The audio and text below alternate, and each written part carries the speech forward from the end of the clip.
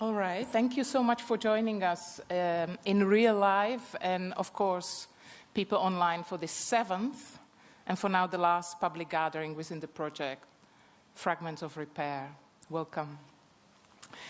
I want to particularly welcome artist Kader Attia, with whom we at BAC co-convened this multi-part project. And this, in fact, is the first time Kader actually encounters this exhibition and the public program in person, as the process, as you can imagine, of its assembling and public program convening has been far from conventional, navigating the planetary pandemic reality that struck amid the process of conceptualizing fragments of repair across its multiple layers. I'm Maria Hlavajova, I'm artistic director here at BAC, basis for actuele, kunst. Allow me also of my wonderful colleagues in the BAC team to kick off this Sunday afternoon get together with a couple of opening notes. Now, a few words about the project and some key acknowledgements first, and I hope that those of you who have followed the program thus far, visited the exhibition or joined the collective study program La Colonie Nomade in Paris, that you bear with me for a few moments as I recount some constitutive and to many of you familiar components and ideas within the project. Now, the project Fragments of Repair is composed of 3 grounding fragments, if you will. The exhibition here at BAC in Utrecht, conceptualized by BAC curator Wietske Maas and artist Kader Attia, together with the BAC team and through many nourishing conversations with many others. Then La Colonie Nomade in Paris, a collective study program conceptualized by feminist and decolonial activist and educator Françoise Vergès, hosted by La Dynamo in Pantin, Paris, due to the, of course, sadly forced closure of the physical venue of La Colonie over a year ago. And thirdly, the series of gatherings consisting of conversations, lectures, screenings, and assembling together around the theory and practice of repair, as we do today. To be sure, bringing this project to life has been a vast collective effort, and I would like to thank everybody involved. In particular, for making today's session possible, I want to acknowledge my colleague Wietske Maas, as well as Thomas Orbon, program coordinator at BAC, and head of public practice, Hide van Groningen, as well as Alejandro Navarrete, Jun Saturai, Ine Rambonet, Irene Calabuch-Miron, and Daniel Lodeweges, who take care of this gathering from behind the scenes, together with our hosts, Nina Spa, Pauline Kafenko, Pia Seidel, and Alec Gatenby. Importantly, on behalf of BAC, I want to thank all collaborators, the extraordinary contributors to the project across all its layers, and I know many of you have joined this session, welcome, as well as all individuals and organizations who have made this project possible by generously sharing their resources of knowledge, time, energy, as well as funds. And especially in respect to our funders, a heartfelt thanks for all financial support we received, in particular from the Dutch Ministry of Education, Culture and Science, the City Council Utrecht, VSB Fonds Utrecht, Bank Giro Loterijfonds Amsterdam, BNG Cultuurfonds The Hague, Fonds 21 in Utrecht, Prins Bernhard Cultuurfonds in Utrecht, Institut Français de Pays-Bas, The Hague, and Instituut für Auslandsbeziehungen, IFA, in Stuttgart. Some representatives of these financial partner institutions are present here, and once again, thank you. Now, to sketch in brief the conceptual framework of the project, allow me to actually read out a paragraph from the guidebook written in the early days of 2021. Here I quote. Taking place a year and a half into the COVID-19 pandemic, the project Fragments of Repair emerges into a world in a more visible state of brokenness. An avid multiplier of not just itself, but every injustice it encounters. The virus and its effects continue to reveal deep-seated wounds and injuries across the globe in need of repair. Brought into full view, it becomes obvious that these wounds and injuries issue from the nexuses of historical colonialisms and present-day authoritarianisms, economic disparities and growing racial violence, and the continuous abuses inflicted upon already vulnerable precarious lives and increasingly frequent climate disasters. These underlying historical, social, political, and economic conditions, amplified under pandemic emergency by social isolation, sustained stress, chronic uncertainty, existential insecurity, emotional despair, exhaustion, loss, and fear, have expanded the viral contagion into a disquieting global psychological pandemonium, unquote. And thus, driven by this pandemonium and the urgency of the wounded psyche and the injured collective mental health, the project puts forth the notion of decolonial repair. Decolonial repair that Kader proposes as both a tool and a tactic to engage with the current conjuncture. Repair as Kader refers to it, a form of cultural resistance by means of reappropriation, to reclaim the wounds, injuries, and scars, or in other words, to pair repair with the irreparable and thus carve collectively alternative pathways toward another future. Today is indeed the last day of the exhibition. Now, if we inaugurated it back in April this year, due to the COVID-19 regulations, it has been open to public for merely a couple of past weeks. Yet it managed to forge rather unconventional ways of connecting in the time of forced physical and mental disconnection. Whether through the single-day one-person residencies that we organized for months on end as an opportunity for slow, focused, deep viewing of the works, or when some of the artworks got distributed elsewhere, as it were, whether to a number of secondary schools accompanied with learning initiatives around the notions of decolonization and repair, or to a number of other cultural organizations when small gatherings were allowed, or simply to the streets of Utrecht. All of the above as part of our asking at BAC how to assemble now, how to be together now, a query into what assembly can be like with altered forms of physical proximity and in search for a model of a distributed institution embedded in a different relational ethics, one situated in and across various geographies, temporalities and synchronicities, time zones and local times, testing out speculative forms of producing and making institution through solidarity and coalition-driven practices. All of these thoughts and practices pivoted, to be sure, around the critical urgency of repair. If indeed the three grounding fragments of this project, the way we initially envisioned them, are ending today, the exhibition here, the public gatherings, this being the last one, and the collective study program in Paris for now, they also propagated into other forms that are either still ongoing, not the least the forthcoming book with the contributors to all gatherings, or the ongoing long-term staggered release of the podcast series by Kader titled Repair and Listen, but also the multiple other efforts that mushroomed from the project and continued their own lives as perhaps even more important fragments of repair.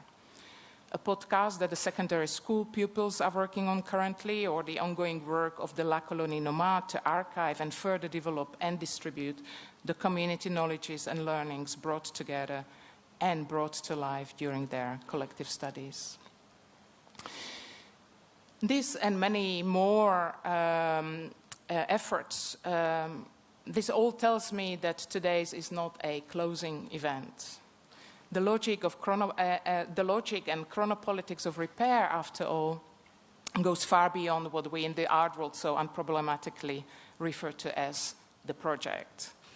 It is an ongoing, lifelong commitment. To humbly, very humbly, contribute to that process today, I would like to propose to shape this gathering as a retro-prospective process of sorts. A collective moment to gather fragments upon fragments upon fragments.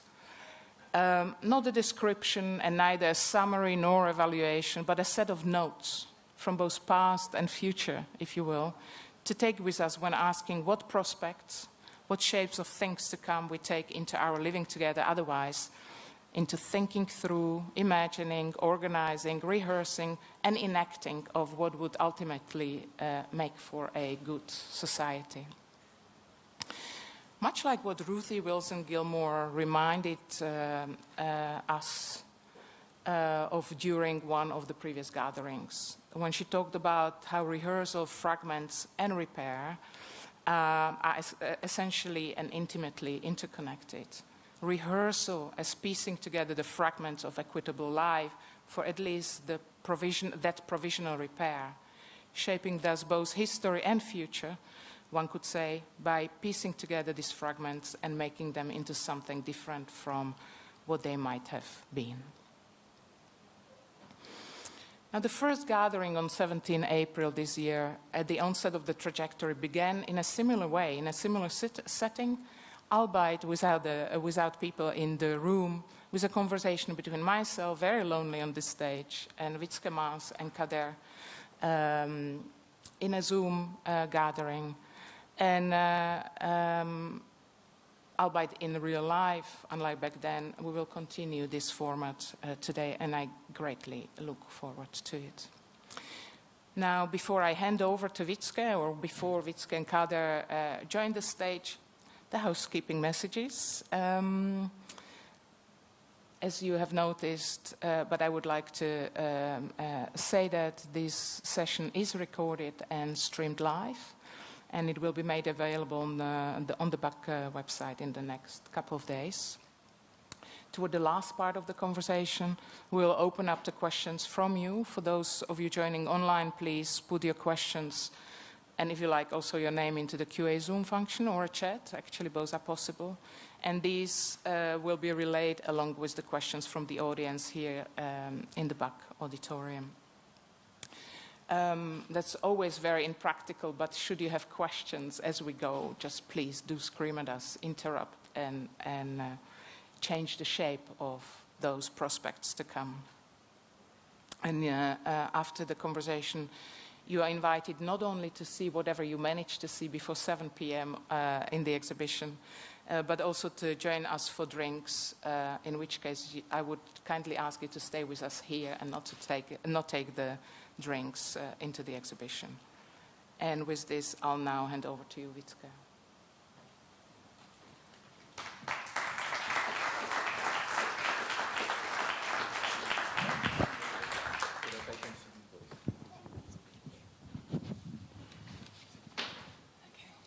Thank you, Maria.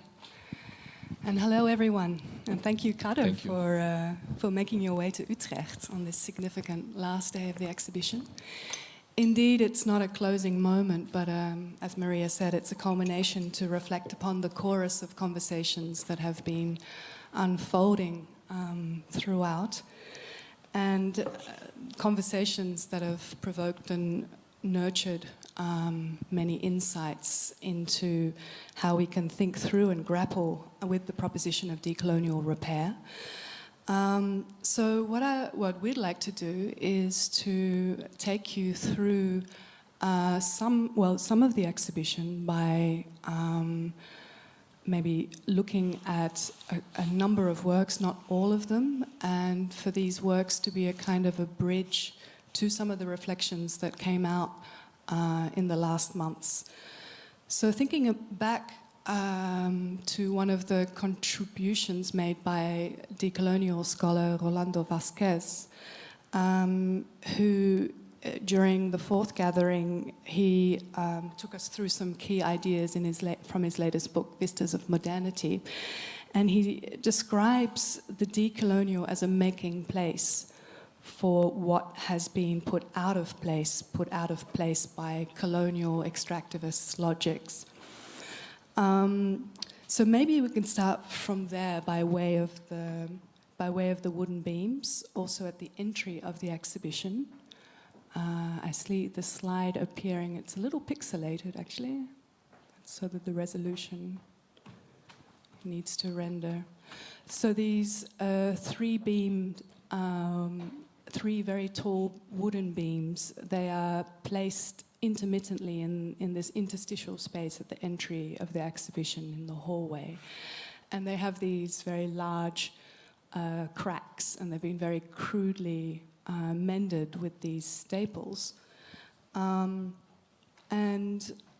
I thought we could consider these beamworks as showing very physically a repair, and but also alluding metaphysically to a decolonial repair. And I was wondering if, in this sense, we could perhaps paraphrase what Rolando said, that these beam works speaks to making place for a consciousness of the injury that has been put out of place.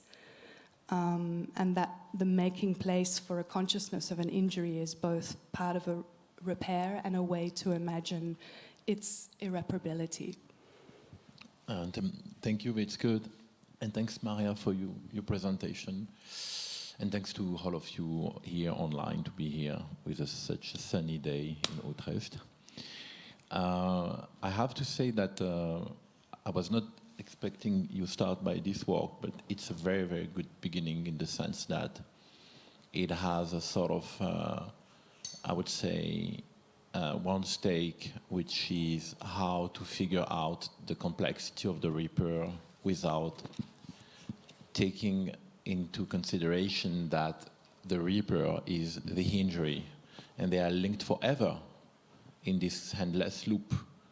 And I say it's a stake because the Western modern mind has not been actually shaped, I always say, in comparison with non-Western pre-modern society, where repairing was meaning that, okay, you repair a mask, an object, an architecture broken, but you always keep the injury visible, because the ethic of the act of repairing was fixing, was not erasing or hiding. And that's why I was fascinated by that. And I think that the way you introduced this question by this first work of the exhibition, I think it's very much linked to, I mean, the way I would like to create a sort of awareness to the audience regarding the repair and this inherence with the injury, but at the same time regarding the complexity of how we have to understand colonialism and modernity together. You see? Because, and we will speak we will continue on this in this conversation.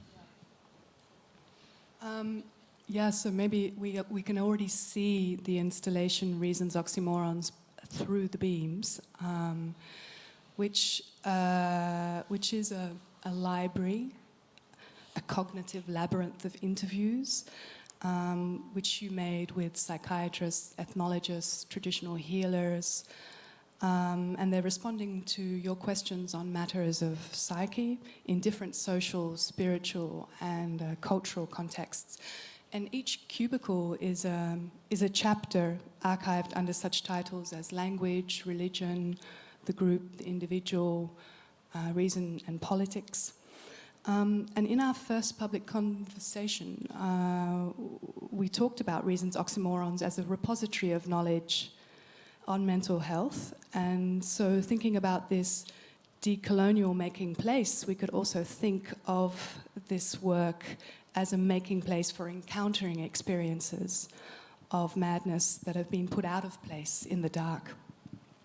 And medical anthropologist Stefania Pandolfo, who joined for the last gathering in conversation with you, Kader, she said that Foucault talks about the impossibility of encountering the experience of madness other than through the archaeology of how madness has been socially silenced.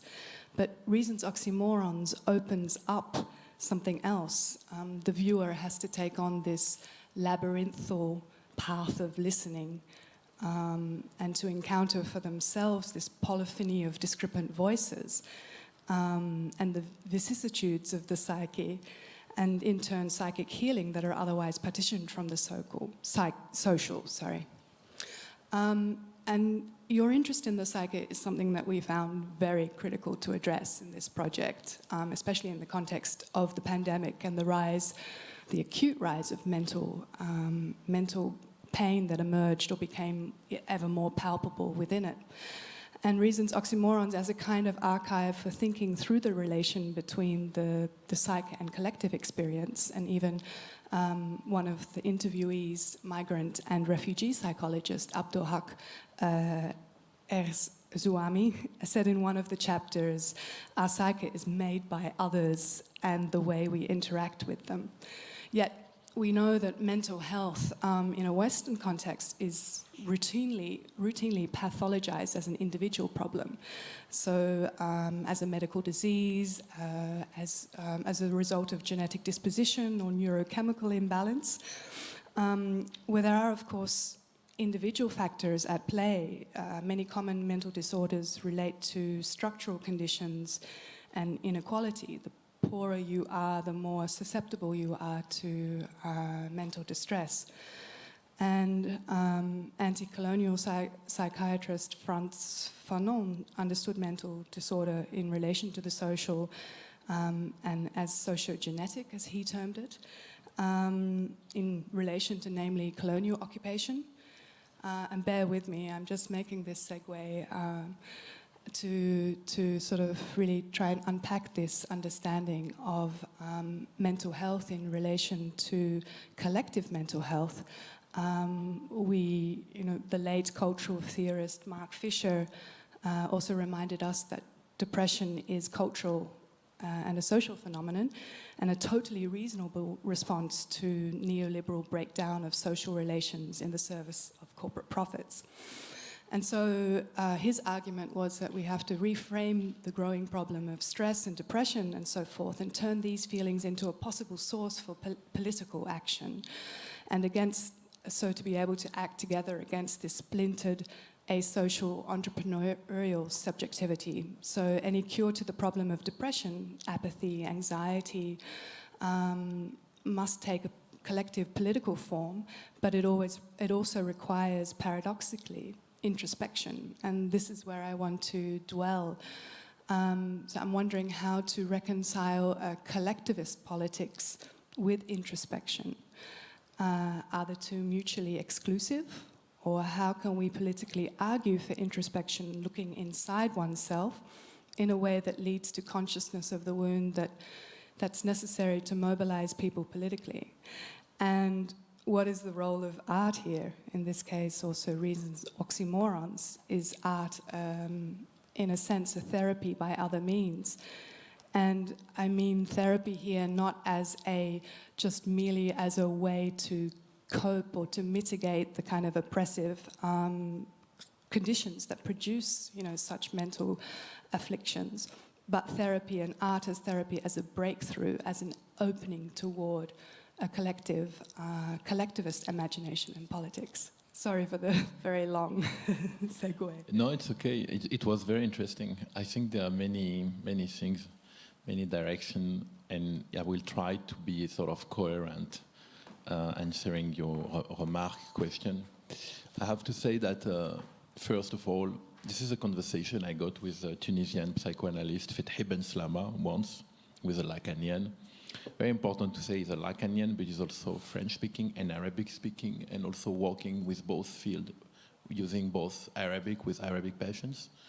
And he's a clinician, he's not only a theoretician, he's also working as a psychiatrist. So important to mention that he's psychoanalyst and psychiatrist, which is not always the case.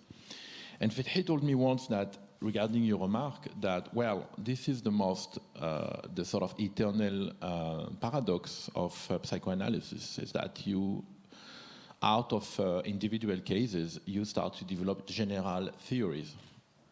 And they're aware of that. And particularly those political sort of critical theory psychoanalysts, in France, they are very. I met more of them, I have to say, in France than in Germany, which is interesting. Then, indeed, Fethis once in a conference says that, answering a person, if I was a psychoanalyst, and I said, no, I'm an artist, and Fethis said, no, he's a psychoanalyst. I think art can really help you to bridge different form of thinking, and with a liberty that that is really like, also inherent to the praxis of art. I don't want to say it's like philosophy, because I think psychoanalysis is a philosophy. I don't want to say it's like mixing science and poetry. But I really discovered with, for instance, Stefania Pandolfo, who is an anthropologist, this window that art can help the artist, the shaman, the psychoanalyst, the insane to meet through the window. But it's an endless, like, as far as I'm concerned. I like your question remark because it's definitely it's part of my main reflection. I'm always wondering where I am, basically, where I situate myself. It's not easy every day.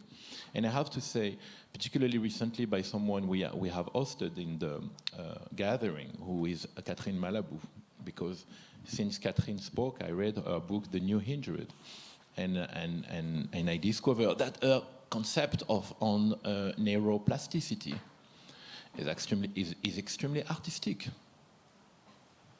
The fact that epigenetically you get your brain like transformed physically or by a trauma because of the damage that it will produce on your brain, this plasticity, I mean, it's completely, for me, artistic, and not in a sort of, I'm not celebrating the conception of artistic here, because plasticity, as she said in her book, is also what we use to blow up a place. And then we're back into the repair that is both the construction and the destruction. So I think there is a kind of, how to say,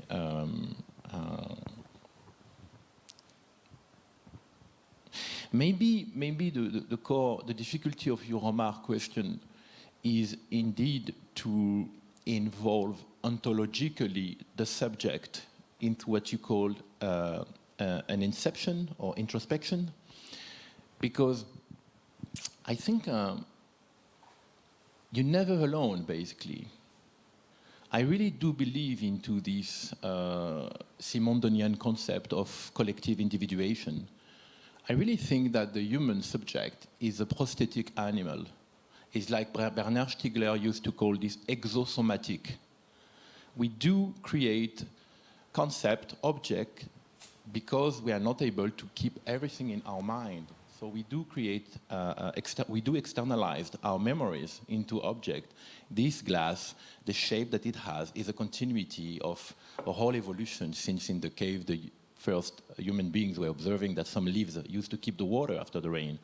Foucault spoke about this in Les mots et les choses very well, in The Order of Things, I think. I think this question of for me, exosomatization, it can be interpreted in different ways.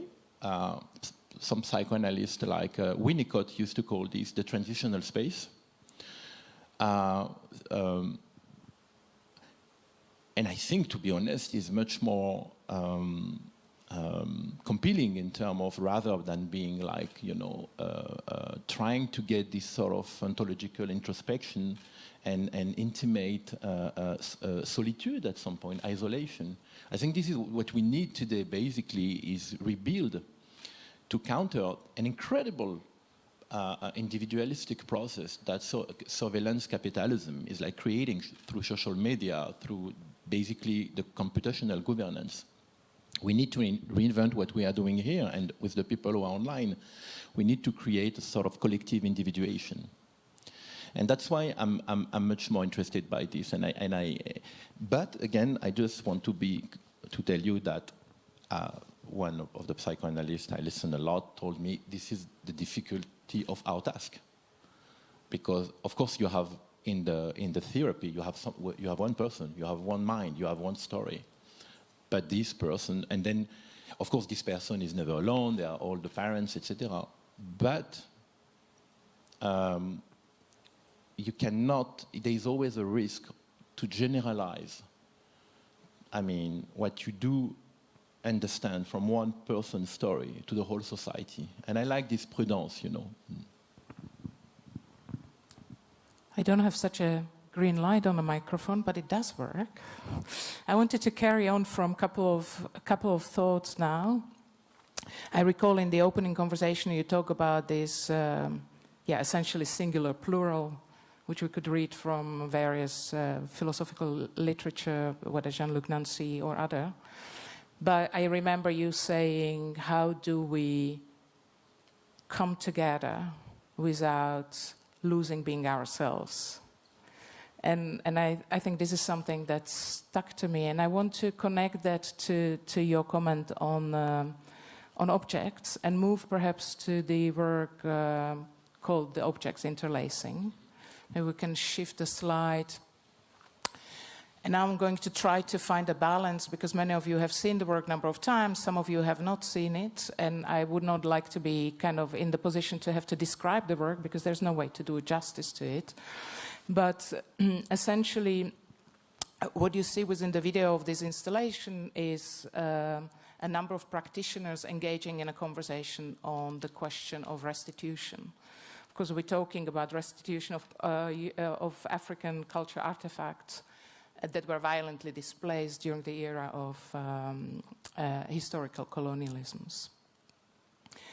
Of course, it is being considered from various perspectives, philosophical, legal, anthropological, psychoanalytical, and economic, and of course from the viewpoint of collecting and life of museums, museology, if you will. And this assembly of voices is getting into the notion of restitution as repair. What very quickly perspires is that restitution is not about returning the object, simple return of the object. And I recall a session, one of the gatherings with Wayne Modest and Suleiman Diagne Bashir. And specifically, Suleiman talked about these objects as restless objects, that they acquire certain restlessness, because they begin kind of growing roots wherever they are, you know, alongside the journey. And these questions really appear through the film, asking actually who do these objects belong to? And if you want to just return them, where do you return them to? What kind of infrastructure does await these objects? And what do you really return? Do you return the cosmology of life they originate from, or do you just return the object as such? Suleiman, in that wonderful conversation, carried this further and talked about the notion of translation. And I wanted to touch upon this. Among other subjects that I would like to look at. He talked about translation. Every translation contains or encounters its own moment of untranslatability. It's not that things are not possible to translate, but there is certain opacity that is to be maintained on one hand, and on the other, it's something that keeps you trying to translate, which confronts yourself with your points of not knowing. And I was reminded of your talk, or our many conversations about repair versus irreparable. So I wonder whether we could kind of dig into this and get into the politics of the irreparable, or the politics of the untranslatable.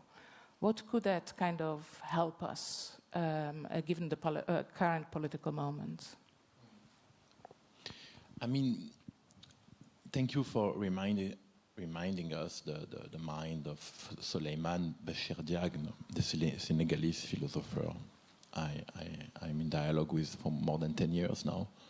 The thing is that when Bashir spoke about untranslatability, I think he raised something very important that, as you said, Maria, I agree with you, is linked to the irreparability of the repair. I've always considered that the repair is also the irreparable. I wrote on that. I mean, it was clear. How can you repair the genocide of North America, of the Indian, or of the Jews in the Holocaust, or of the Cambodian by Pol Pot, or Rwanda? I mean, the film I did called Reflecting Memory is very much about this impossibility of the repair, and the fact that the phantom limb that it leaves is left out of this is still calling back, for the return. But what you said, what I found very important in the reason you brought to this piece, this debate, is that, and I have to say that here I really express myself, you know, I don't want to get into this sort of conversation that is about the repair. I was in Congo for the first time in my life in 1993. That was the first time in my life where I get in front of African object, let's say. The question of restitution has started to haunt me beginning of 2000. So I've been working on different projects. I was very much interested by the collection. I think one of the most illegal collection in the West is the Vatican collection, which is about 90,000 objects in the ethnographic at St. Peter in Roma. Well, I was very interested by this. But then suddenly there was this huge wave of started by Emmanuel Macron promising that he will give back some object to Benin. And as you know, wave, they always fall. Now we are maybe on top of the wave, but this will fall. Like Bénédicte Savoy said, I think she's saying it in the film, at the end of the 70s, the topics of restitution was very hot in France. And even started in Germany, but in France was very hot. Houphouët-Boigny, the president of Ivory Coast, was in dialogue with Valéry Giscard d'Estaing. And why it suddenly disappeared. This is important, because then you have to reanalyze a posteriori the reason. So in France, the left arrived in power. Maybe the left has been much more focused on contemporary art with the creation of Frag by this great minister who was Jacques Lang, and they have neglected the question of heritage from Africa. But as far as I'm concerned, because I have a very highly respect for this object, I went into the question of what is an object? What are we talking about? And then I went through this film to ask two people, what do you mean by object? What do you understand by object? And then you discover that we're back into Winnicott, actually. The object is a transitional space that incarnates a possibility, I think, of repair if one is listening the other. So that's why I'm also into this podcast title, Repair, Listen. And most of the time, the question related to this subject for years, I'm speaking about people who are in the film who have been claiming the returns of the object, like Serge Guézot, and have never been listened. Most of the people, they were not listened by administrations in Belgium, in Germany, in France, probably here, etc. It's just new that everyone is listening them. So my question, also, I have to also make an interesting parenthesis here that comes from Etienne Balibar, who told me about free speech. There is free speech, liberté d'expression, when the people are allowed to answer. Otherwise, it's not free speech. And I think this is super important in terms of conversation, in terms of translatability, because we speak about the impossibility to translate sometimes. And therefore, I really still think that what is missing in this debate is a real project from sorry to use that term because I'm a bit against institution, but I would say within the academias, to create in universities worldwide, in the West, in the non-Western world, areas, department focused on the question of restitution that would give the possibility to students from First Nation in America, African, from Papua, to come to Europe and to work on the object, rather than to send 26 objects. I think the French will restitute 26 objects, something like this. We really need to put as much as possible means and energy to build the expertise so that, I'm sorry, this debate do not stay in contemporary art. Because contemporary art is also a field that also shoe concepts when they are hot and then they threw them away 15 days after. I was working on this the last 20 years. I remember when I used to go to ethnographic museum, it was dusty, it was colonial. And then Jean Nouvel did Le Quai Branly in Paris with this sort of so-called dark ethnographic light, etc. It started this sort of cultural industrialization of this question, which I think it's a wrong way. So my suggestion, I hope that one day it will happen, is that university really create a whole department on restitution. Because restitution, it's a huge and vast conversation. It's not only Africa. There are many places in the world. Nepal, Jews spoiled art. I mean, until now, I know in Germany that there are still people who are suing. I mean, it's not that it has worked, but not completely. So, and then we will have, I think, something interesting. And in this conversation, and sorry to be long, but I think it's important, my hope is that we create a sort of collective individuation involving different fields of research and expertise. So artists, anthropologists, sociologists, psychoanalysts, traditional healers. You see, really create something that would be this famous collective individual. No, I really appreciate it. Sorry, Wietske. Just there are so many propositions in that work, objects interlacing, and I wanted to kind of stress what you just said, that you cannot, with a mere act of return of the objects are not returned to rest; they remain restless. And as I recall Suleiman arguing for kind of revivification of the cosmologies that they once carried, and now that you mention institutions, he doesn't talk quite about the university and research of that sort, but he essentially talks about what I translate for myself of a distributed museum that is distributed along the planet and kind of is an interconnection of parts wherever these objects happen to be. Yeah, so there is a proposition in the film and also in this conversation between Wayne Modest and Suleiman Diagne-Bachir for this object to essentially function as this restless possibility of new connection. I think it's a really fascinating proposal, and as restitution is not about the return of the objects, it's about rethinking and reworking the infrastructure of our field, of our life, if you will, of our research, of our ways of communicating in that respect. And this is quite something really important, because as much as I agree with you how important the debate on restitution actually is, at times one cannot avoid a feeling that it's really about the return of the object. While it needs to be much larger debate about essentially relational ethics. Which is hugely important, something that I wanted to bring in here. Exactly, and also I think that, if I remember very well, Suleiman Bachir is speaking about how mutant are the object, and I think there's a sort of, I mean, this sort of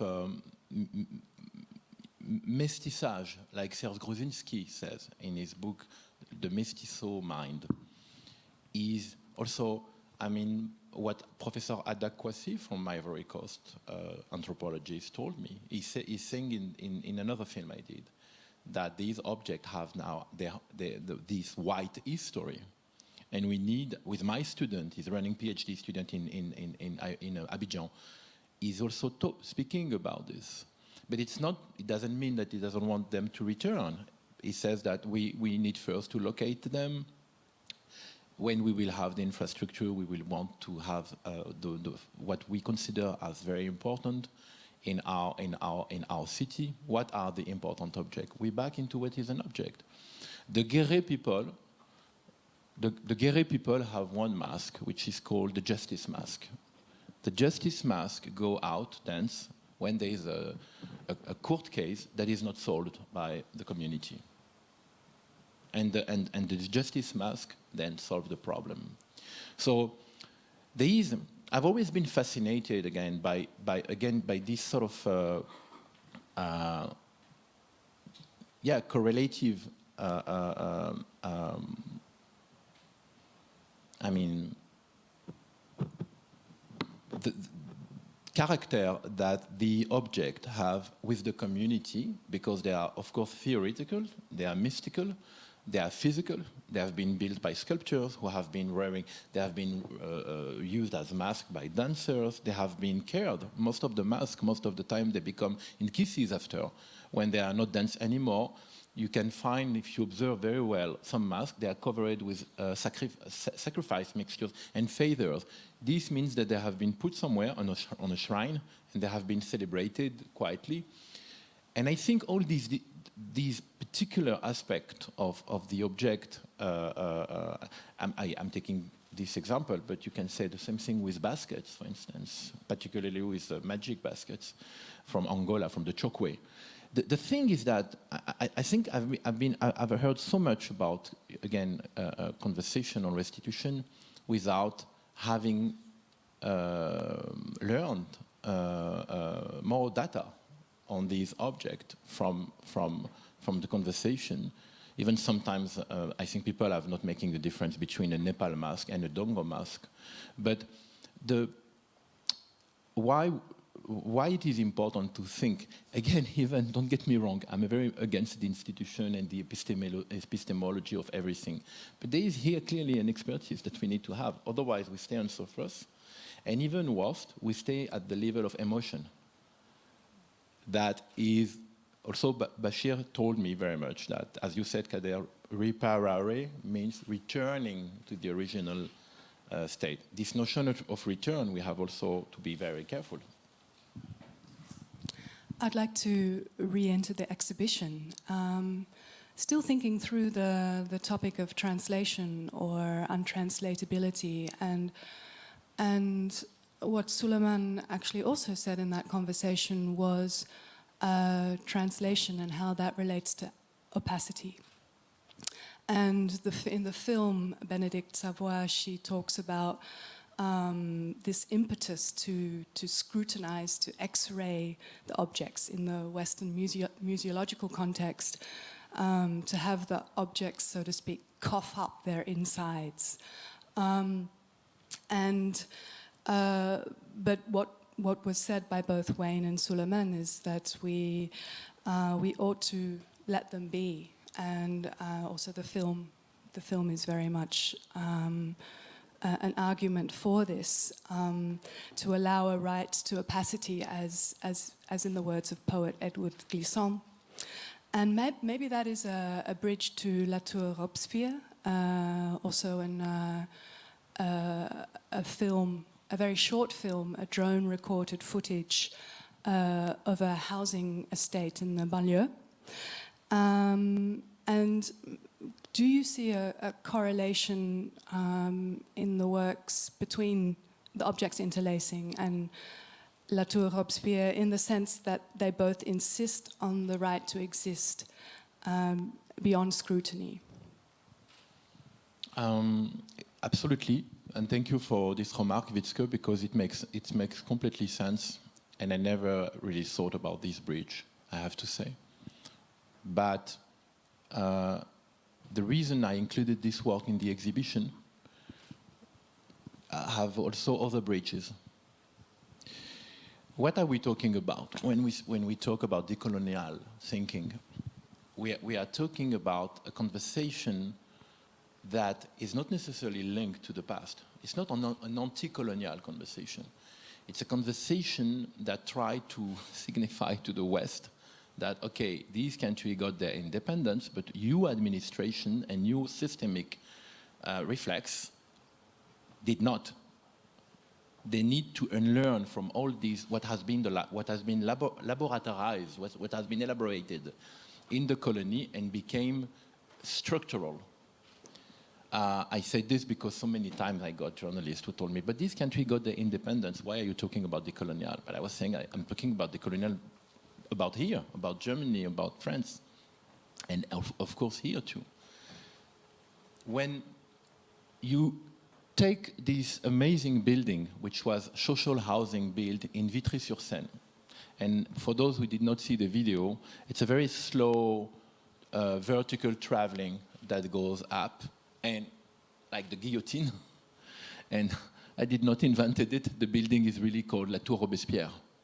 So I thought, I mean, this might be interesting to even keeping this question of opacity, digging a little bit deeper on how basically the core stake of this decolonial conversation, of this deconstruction of systemic racism, that works from the executive power to the everyday life power, I would say, in Western society, how we can even dare to remove this decolonial adjective and replace it with modern, which would mean we need to demodernize, actually, rather than to decolonize. And I think this question of demodernizing is really what binds both works, in the sense that we need to understand that the whole, it's very clear in architecture, for instance, and that's why I also put so much architecture here. Most of the people who likes architecture, modern architecture, they also like fascist architecture. Italian, German, Portuguese, they think it's not good, but it's good, it's nice. And in the end, when you really scratch theoretically the question of modern architecture, particularly with some theorists who have been very austere in their conception, you understand clearly how much the temple of the Nazi architecture or the Mussolinian architecture has been sort of insanely qualified, you know, clearly psychoticized, you know, like the rest of the fascist project, so that the West, the modern West, could have saved itself as a sort of horizon of progress. You see? And I think the question of the Robespierre Tower is basically, for me, incarnating this ambivalence between a modern project and a fascist project. Because the future of this project, which was supposed to improve the life and provide very nice housing for the people, and we have to say that it was probably very nice at the beginning, has then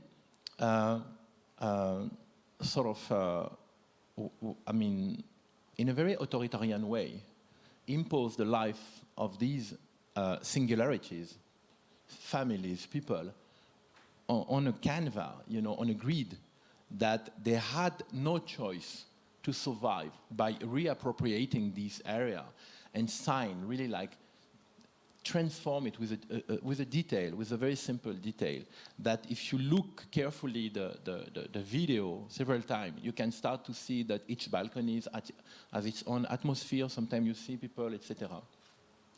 For me, this is very important. This is very important because it really shows you that in all authoritarian processes, particularly colonial process, you cannot victimize constantly the occupied, because the occupied have always counter-reacted the oppression. And that's why in many of my projects, I'm focusing on those details. You remember, Maria, we met in Berlin when I was giving this conference on the coins and the jewels, which for me are these very, very subtle acts of resistance, you know, because these Berber jewels are basically decorated with French or British or Spanish coins, but the face of the ruler of the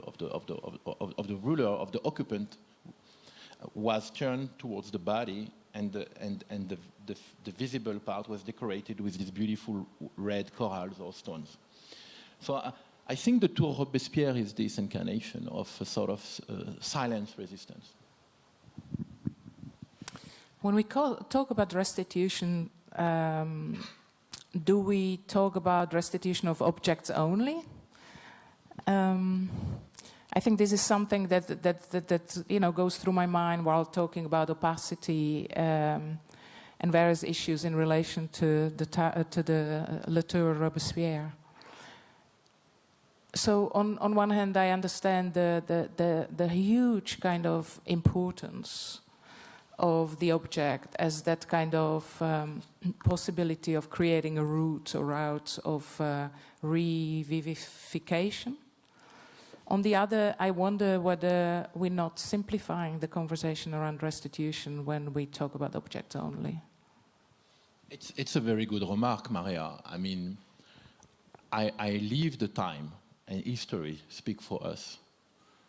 But we have to be careful that this, we have to remember, it's spoken by Malik Diaye in the film, the director of the Théodore Monod Museum in Dakar.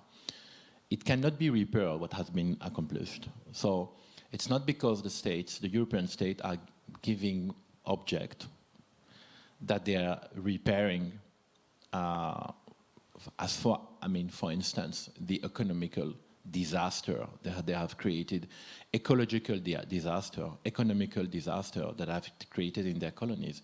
Ecological, I'm thinking about Malcolm Ferdinand and all his claim for a decolonial ecology.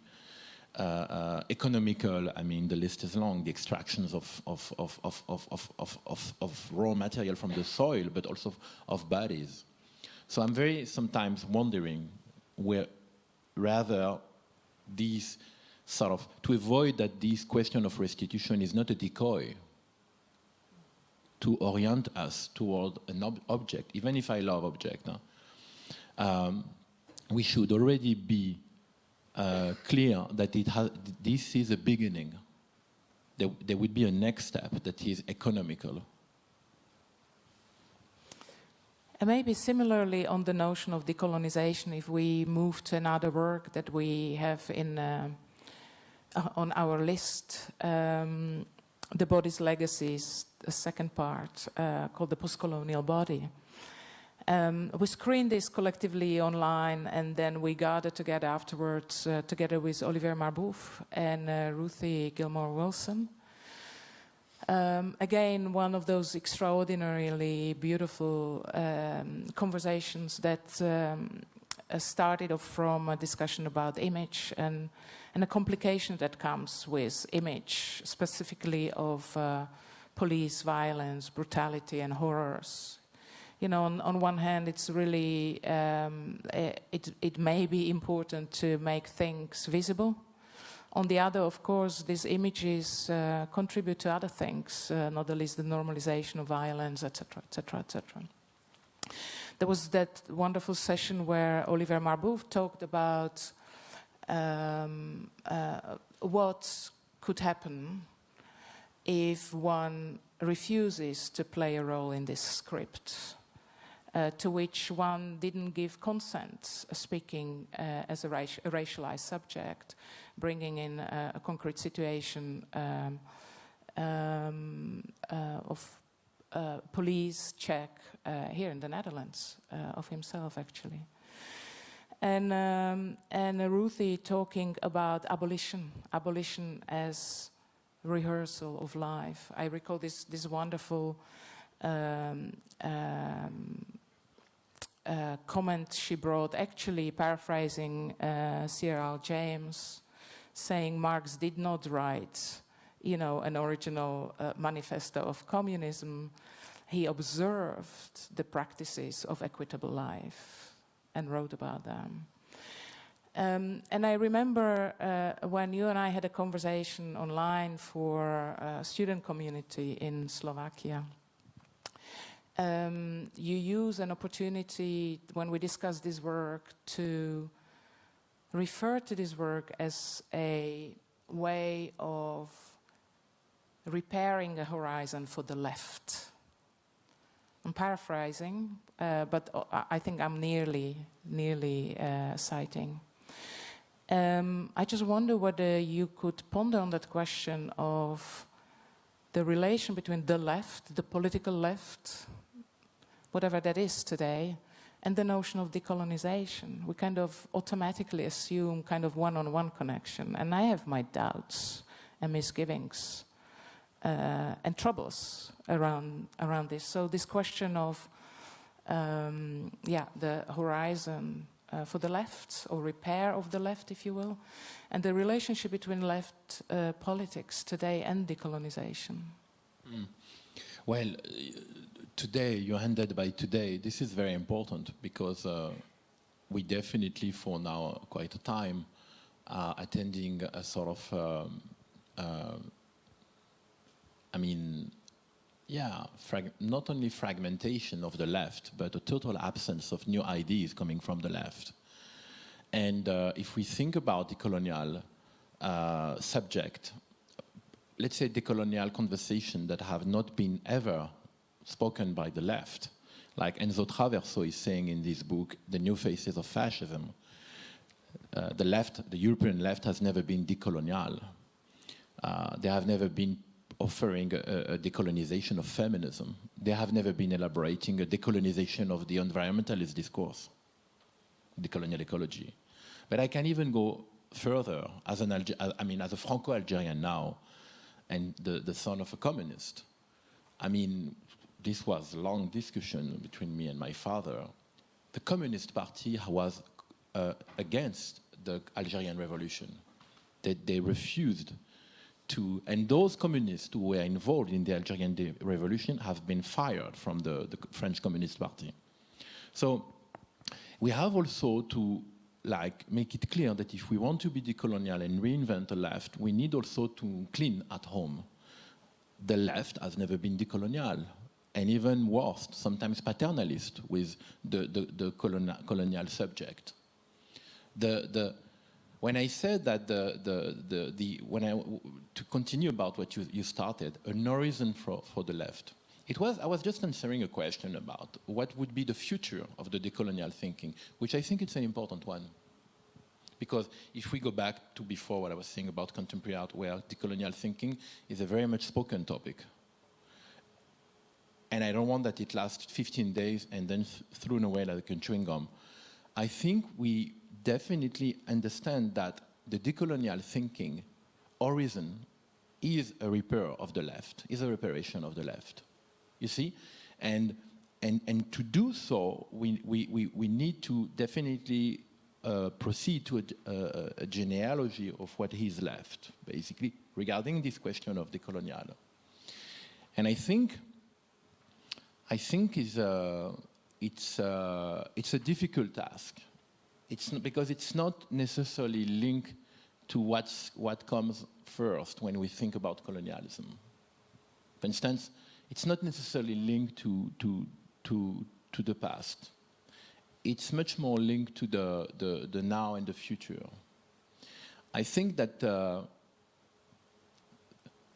way capitalism has really won, basically on the left, is that it has happened with the ease of technology and the fact that the whole computational governance in which we are all living today, in which our unconsciousness, our impulsive level, is hijacked by what Antoinette Rouvroy, the Belgian philosopher, called la gouvernementalité algorithmique, the algorithmic governmentality, is hijacked constantly through social media, through everything, your emails, etc., because we are traced. Our eyes are traced. Our impulsions on the keyboards are traced. Our voices are recorded to profile algorithmic doubles of each one of us. To proceed on, again, exploitation, and then I really invite you to read the book of Shoshana Zuboff, Surveillance Capitalism, on the extraction of our behaviors, our future behaviors. It's a predictive algorithm that actually has become a business model. All these data are exchanged on virtual markets constantly. So you can say, okay, I don't care about surveillance. I have nothing to hide. But it's not about surveillance. It's a machine that is impulsively changing you to produce the behaviors that will be recorded and then feed the machine of all these algorithmic double of Maria, of Wietske, of all of you, of me. And therefore, I don't know if you remember this process. It's a bit complex in phenomenology, but it was invented by Edmond Husserl, called protension. The fact that you constantly, when you interact with the outside, expect something. It actually modified our expectative. which basically are free will, and therefore democracy. So we are not talking about only buying books on Amazon or kebab on Uber Eats. You know, it's real, very sharp, subtle extractions of behaviors. She called this the behavior surplus, if I'm not wrong. And I think, as far as I'm concerned, maybe you all take me as a fool here or crazy, this is the next take of the left. This is the next take of what I would call the colonization of emotion and the colonization of the subject. Because if we don't pay attention to this, then the whole conversation we've been talking about are maybe business model of this governance, of this computational governance. It's, apropos of computational governance and the question of time and the appropriation of time, the condition of fragmentedness. Your work, your new work that is still in the making, Repair and Listen, a podcast, which in the coming weeks, months, will become public, will become published online. It's a work that you've been developing in conversation with several different contributors, many from Utrecht, academics, students, activists, people from the fields of philosophy, history, psychiatry, and also mental health epidemiology. One focus of the work is how the pandemic is fragmenting the student community. A student community already fragmented by neoliberal educational reforms. And one of the contributors you spoke with is Professor of Art, History, Science and Technology, Sven Dupré, who is with us in the audience today. And he spoke on this notion of acceleration that is indeed inherent to the digital. And the question of how to deal in the educational context with technologies that can allow a slowing down.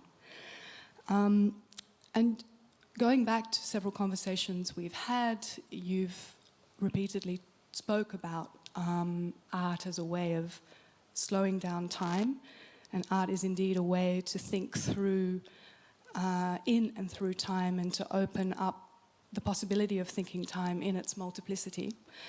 And so it's not what is subject to clock time or time that is compressed through automation, or the desolate time, which is what Bernard Stiegler calls the time of computational capitalism. Digital space is both a symptom and a catalyst of the multiplicity of time we find ourselves in. So how would you say that Repair and Listen, or artworks more broadly, actually decompress time that is being compressed by technological automation? I think that, I've always been, and that's why maybe I'm an artist, convinced that art has this capacity to compete with authoritarian power, authoritarian regime, particularly because during the whole 20th century and the end of the 19th century, we saw how much the charisma of authoritarian figures have been gathering crowds and manipulating them on the basis of what I call the field of emotion. You can call this the catharsis.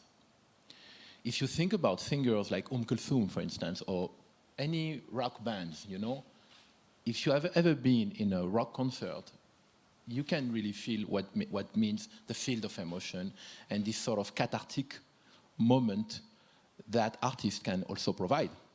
So it's not only about Goebbels, Lenin, or Hitler, or whatever. Artists have this capacity to compete in terms of to recreate what Aristotle used to call the experience of catharsis, okay? I think that in terms of artists are not all, unfortunately, pop star. They are also intimate artists doing small drawings. Like I saw recently a Vietnamese artist who did the whole pandemic everyday drawings. It was beautiful. He really immersed me into another time. the artworks has really the capacity to, I think, contrary to this digital governance that is constantly obsessed by the acceleration, even the process that I was explaining you before happens at the speed of light, because data center, I mean, data mining is working at the speed of light with optical fibers. I think it's like 200 millions faster than the time that a message goes from your brain to the muscle to the hand to move. So we cannot compete. The artwork can.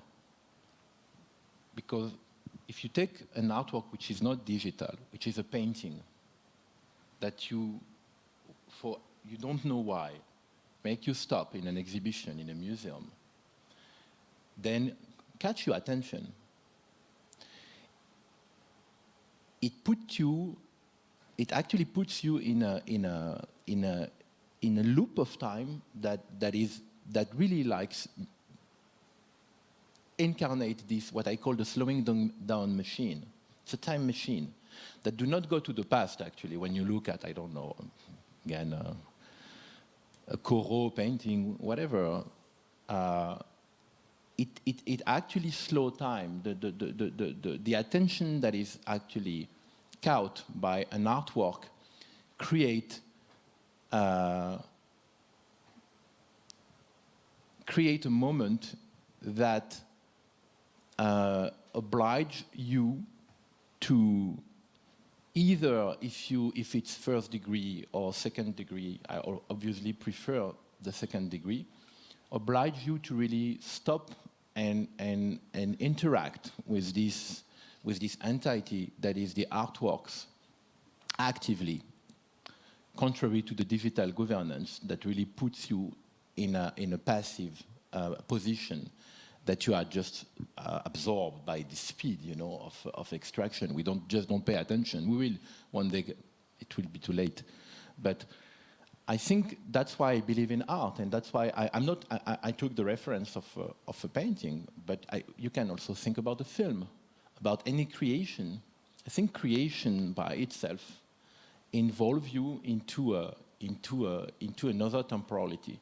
So now, why I do believe in this, and why I think it links to this sort of possibility that artworks can oppose to the digital governance, is because, well, as Bernard Stiegler says, even our dreams have been automatized by the computational governance, and he's suggesting the desautomatization of them. Because, to make a long story short, the automatization of the dream comes from the concept of Bernard Stiegler, who says that before any thinking, a thought before anything has been first a dream, a daydream or a night dream. But a thinking can have been a dream before to become a thinking. And for Stiegler, the notion of dreaming is extremely important. But he's not speaking about sleeping by night and having dreams. He's referring to Guattari, who used to go to La Clinique Laborde, driving.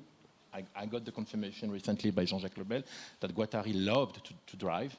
And when he was driving, he was almost in trance, because he was in individuation, going to Simondon, with the machine, with the car. And as you know, for those who drive, when you drive, you can be somewhere else, and suddenly a kid cross the street and you brake. Because the machine puts you in a state that is intermediate, no? You can go somewhere, but you are still here. And this state of being free to go somewhere, I think the artworks can provide this. Can provide you this moment of individuation at some point, with all the complexity of political data that emerge from this. So that's why I think, yeah. I look forward to take this as one of the annotations into further conversations, because I think there's a lot I would like to kind of jump into, as I'm not sure it's about slowing time. Maybe it's operating variety of times and speeds at the same time that are at odds with master clock, with this kind of, modern, progressive futurity.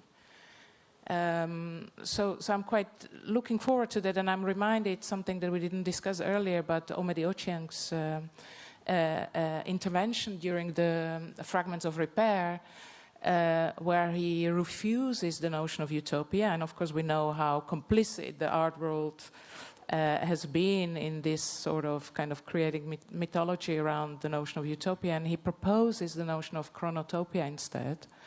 So I see Wietske maybe read the lecture differently, but what I recall from that conversation is utopia being some sort of promise that one day in the future, somewhere else in the world, another new subject appears, a good man, if you will, that doesn't wage war, etc., etc. We know this is a recipe for, refusing any accountability for all the disasters and horrors in the world today.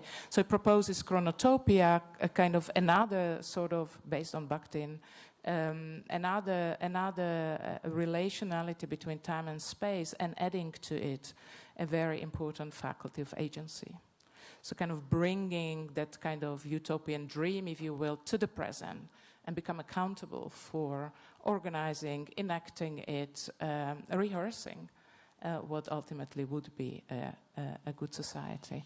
And thus this brings me to perhaps some last moment that we should bring in, although I see you grabbing a mic, so maybe. Can I just say Sure. something for the time and the slowing down? I'm going to try to make it very slow, but I can understand it's a difficult concept to understand. Just remember when you dream are probably the unique possibility humans have, and some animals also who dreams, to accelerate or slow time. There was a story talking about Robespierre. I don't remember which author was. He was dreaming he was in the revolution. He was dreaming he was an aristocrat. He had nice time, libertinage, and then the revolution, and then he was captured, and then he was condemned by a trial of revolutionaries sans culotte, and he was executed with the guillotine. And when the blade fell, he woke up, and the frame of the bed was on top of him.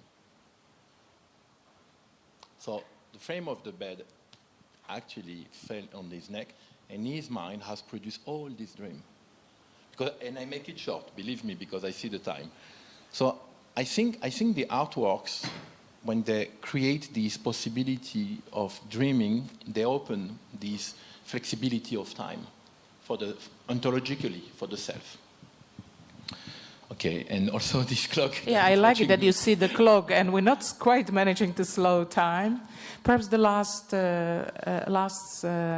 thing that I would like to think through. It's unfair to not to have enough time for it, but I would like to revisit the La Colonie nomade.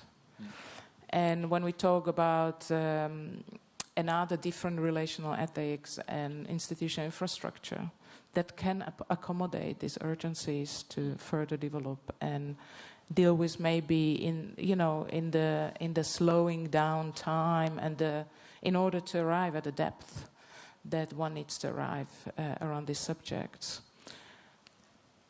Could you just few thoughts around La Colonie and La Colonie nomades? I mean, we've been so happy to share these last months the possibility of another life for La Colonie, the space that has closed. And I really think that this experience has a sort of pilot.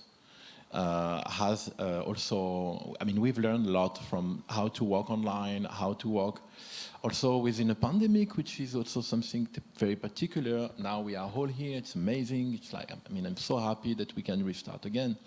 But at the same time, we are already thinking about how to continue this collective individuation. So it will continue for, let's say, a couple of months, almost a year, as we have started here by creating a sort of duplex project between a city and another. I have different possibility to to do it.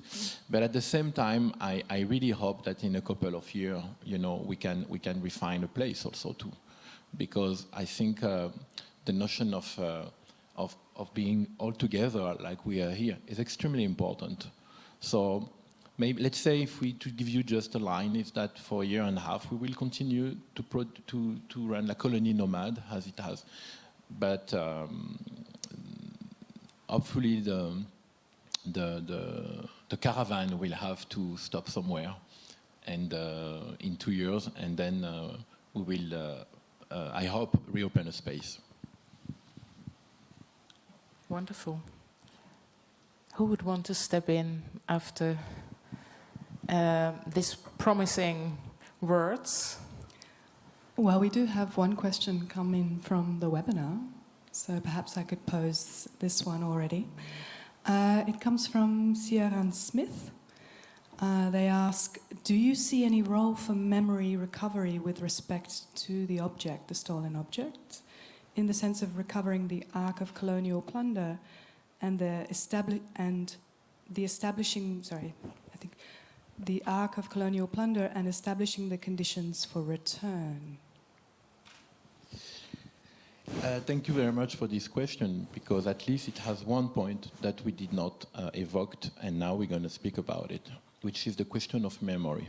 I mean, I evoked it in a different way before. Like Karima Lazali, the Algerian psychoanalyst, says, someone who could have been with us, I have to say, we have to admit, memory is the present. So that's why the question of the debate is important. Even if, as I said before, it might be, if we might take the risk that it becomes a decoy to focalizing us on only this. But it actually really underlined the fact that the trauma is present. It's not the past. And then you can, and this might be something that can help us to speak about other aspects of the coloniality in the Western societies, because it has to do with the body, and the body is so much the print of the trauma of the past. I mean, the body language. People are not standing the same way in Germany than in Paris than here. Of course, you have paid attention to that. And that's why memory is the present. Because the way we just stand has a long story. It comes from a long, long story. So I like this question. I think for me, it's the question of restitution, all its importance. Thank you. Anyone from the audience here?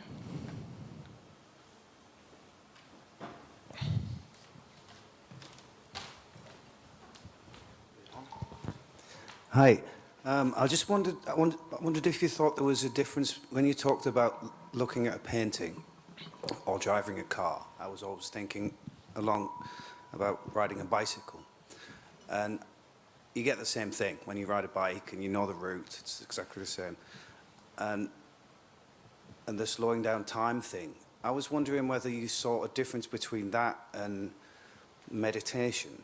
Like, I find drawing very meditative, so when I'm concentrating on a drawing, my mind is fully focused on that one thing, but it's not necessarily elsewhere. But when you talked about looking at the interaction of a painting or controlling a car, you can remove yourself from that. And I wondered if you thought there was a difference between the two things, whether that's not meditative or whether it is a form of meditation. For this question, I mean, it happens that I also bike always. I don't have car, but I also got an accident sometime. So I am absolutely not advising to people to dream when they are biking.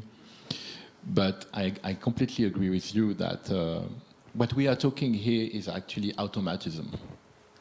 And what is interesting to understand in between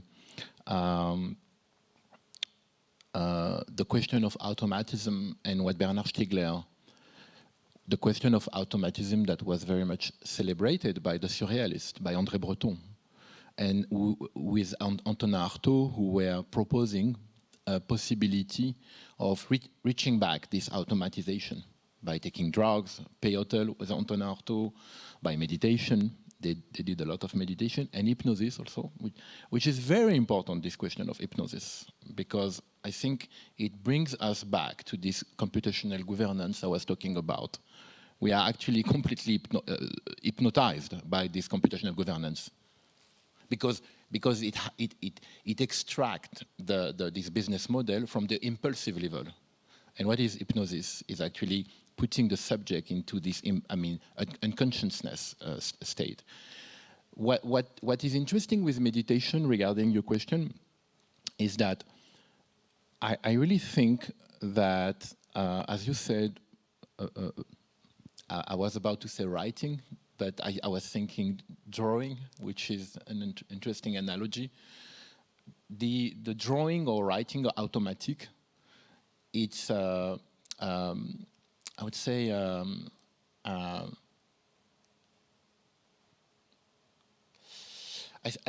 I think it's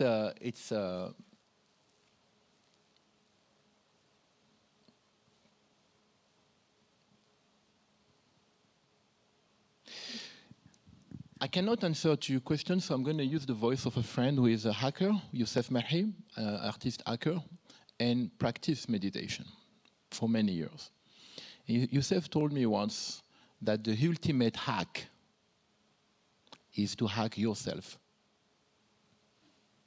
And he's a guy who hacked the subway of Caracas when he was 12. So he knows what he's talking about. This quote has always haunt me, because I really feel that then, to answer to your question, you can only be the one who can answer to your question.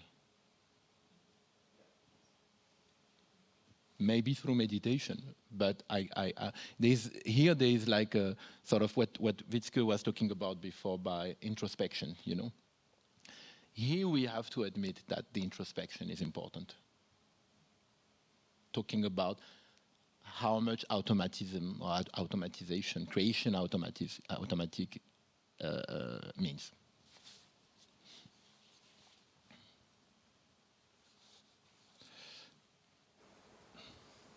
Hi there, thank you very much for the afternoon. I was wondering whether you have thought of the decolonial and some sort of responsibility through your experience. Can you somehow formulate who is actually decolonizing at the moment? And would you be somehow interested in elaborating, according to your experience again, who is your impression about who is decolonizing now, and relate this to some original thinking or decolonial thinkers, if you can recognize some sort of relation. I personally am a bit concerned, or getting concerned slowly, about the overuse of the term, at least decolonial. It has reached quite some of our quite big institutions in Europe, and I wonder, how do we relate this to the some sort of origins of decolonial thinking and practicing? Yeah, of course. Thank you also for your question. I mean, when you ask who is decolonizing, I would like to answer first, decolonizing what? Because, as you said, and you're right, there's a risk of institutionalizing the decolonial thinking that would be limited by the terminology decolonial. And I'm absolutely not scared by that. I'm ready to change the term, because there are so many. Imperialism, for instance.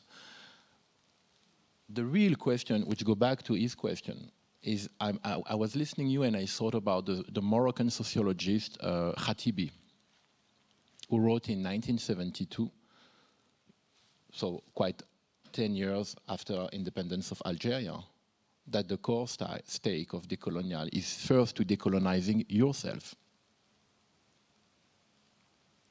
It starts by this first, because, of course, colonialism works on the land, on the wealth, on the object, but also on the imaginary. And I think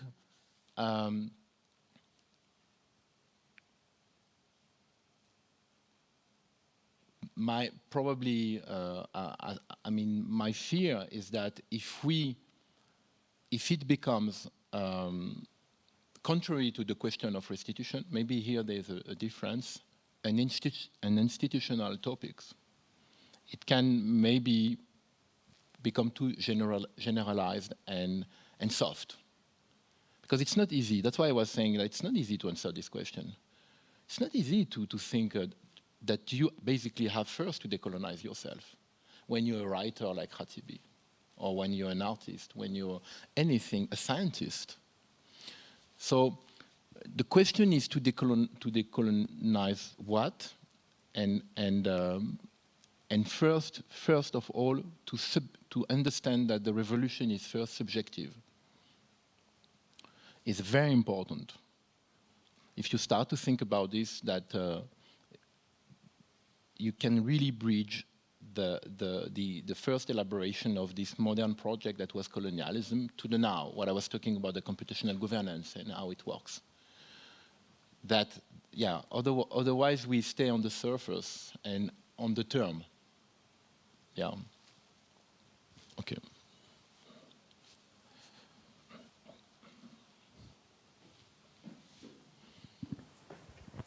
Yes, thanks a lot for the wonderful conversation. I would like to go back to a little remark that you did. I think you did it twice, that you are against institutions. And while I sympathize a lot with that remark in terms of kind of acknowledging that we are, especially in the West, live in and work in colonial institutions, I would like you to elaborate a little bit more on that. I mean, it's so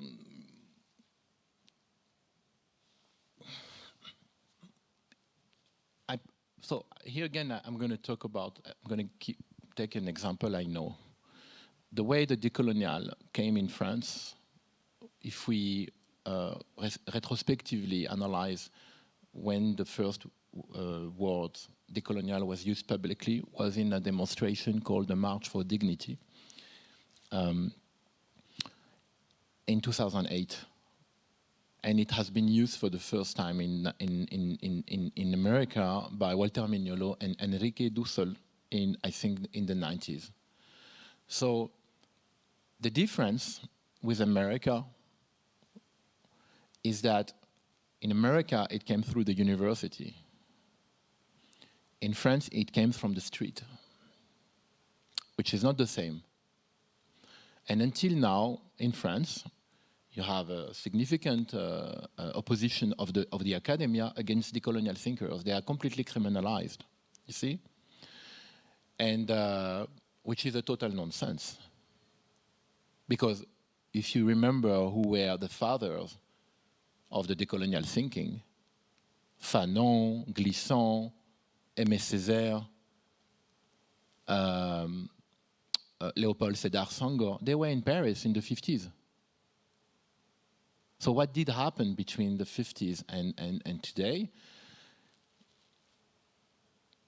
I leave you with this reflection, but what is important here is I'm not against the institution, like sort of radically against institution. I think there are many ways to improve and to develop and to build conversation with institutions. The example I gave before on restitution, I really do believe in it, because there's no space for that. So it's a question of epistemology also.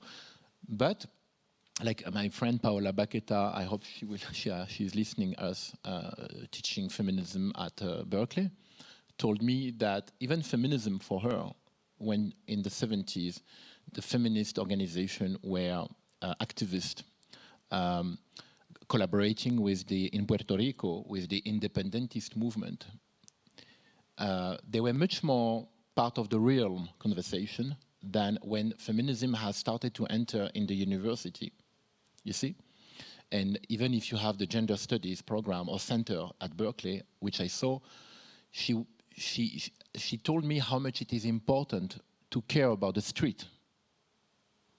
And we're back into the left here again, because with my experience of La Colonie, and I share this with many of my collaborators, I had to admit to all of you today, one of my main concerns regarding this project is that it's so difficult to bind in the same kind of assembly activists and theorists.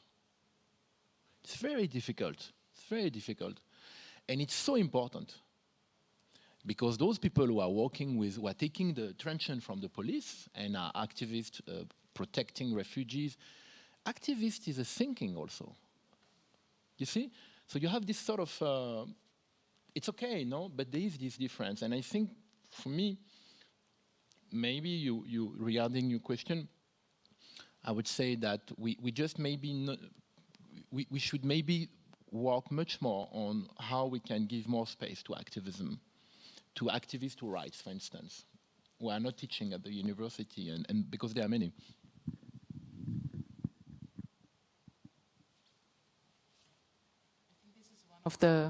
One of the crucial tasks ahead of us also here. I think we ourselves in our language keep the distinction between an intellectual and an activist alive. And we're back to the vocabulary which is so influenced and defined by Western modernity in that respect. I'm always reminded by Nina Parra's quote in Former West book, where she talks about intellectuals who usually hide behind well-manicured bushes at the moment when their ideas become accidental weapons. And I think to break that bridge, to operate, we need to invent another terminology and understand that we are situated, within the same struggle, if not the same struggle that nearby one another's struggle. And I think this is really crucial. We need to also work on actively and begin with the language in that respect. I'm with you on this. Wietske, I think you have a question from... We do, from the webinar. So I guess this will be the last one, and then we'll need to wrap up. So this one is from Gabrielle. Forgive me, Gabrielle, I'm going to try and summarize it a bit. They say they would like to know from you, Kader, if land can be seen in a particular way as one of the first objects to suffer a kind of violence in the colonizing process. The land suffers from the departure and the need to occupy a space that is no longer sufficient in their homeland. Those who have, at the same time, the occupied land suffers from this cultural invasion, thinking about the wounds that are left in the occupation movements. These physical and subjective spaces, the discussion of how these scars are activated and how the manipulation of the memory of these traumas are activating agents of these scars, which we see today with constant migratory cycles and with the violent defense of the arrival space, the land, the beach, the sand, are the violent preservation proposed by the oppressing states of this wound that, when triggered, can cause a real transformation in social relationships and structures? I think it's a beautiful question. It's a beautiful question because not only, as I said before, we have the risk to stay only focused on the object, to forget the land, the importance of the land. But at the same time, I mean, particularly today, in this incredible environmental catastrophe that still some people have doubt about it, I think the way she addressed it, I really like it when she said that there is the land that is occupied. This is the most classic colonial process that we know. But also, the land that you live, the homeland. For refugees, for migrants, this is very important. What the Greek used to call the ethos, the community. That's why many refugees are asking to be buried in their land, their homeland.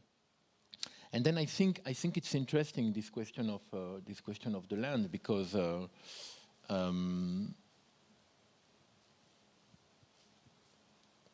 what land are we talking about? I mean, it's also interesting to finish with this point that we started this conversation at the beginning of the pandemic. But the pandemic has put us into a land that is a new land. We have never experimented the relation we had during this pandemic. And this sort of virtual, hybrid, sanitary land that we've been forced to be in, basically, is, I don't have any, explanation now to speak about this land, but I'm scared, basically. I think technology has never been so much enhanced before. I think Eric Schmidt, one of the founders of Google, says, we just won 10 years in advance thanks to the pandemic. Apple, you know all of this. The GAMFA did incredible profit because of the pandemic. So this question actually, for me, raised the other question of environments. What are environments? Of course, natural environment, but also now digital environment, psychological environment, political environment, and capitalist economic environment. And all these environments, for me, are part of a stake that we need to defy, really, to have a future, you see? So, and that's why I really like that she mentioned the homeland, because the psychologist you refer to, Abdelhak El-Rezwani from Lausanne, always told me, in Reasons Oxymoron, he's saying this, that most of the time, when we think about PTSD, it's wrong concept. The post-traumatic syndrome is not post. It's actually pre. I was like, pre? Why? He said, because the refugees I have, I know that the journey is extremely tough and they have been suffering, and the shock with the country that they found, unemployment, etc., is tough. But most of the time, if not always, when through the therapy I discovered that in the homeland there was something that this person has brought in his or her luggage. So it's not a post-traumatic syndrome because of the shock of the subject to the West. There is this, but it has been prepared, basically, by something else. That is maybe family, maybe due to this poverty generated by colonialism. There are many reasons. So I think a way to bring the homeland is very important also. That's it, people. I'm going to wrap up simply by inviting you to join us for drinks and stay here. Or use the last 90 minutes of this exhibition to really see it. And to say that I really hope to see you as often as possible this autumn. I'm not going to use this moment to do to present concrete projects that await us, because I simply think we need to stay with Fragments of Repair as long as we together can. Thanks so much. Thank you.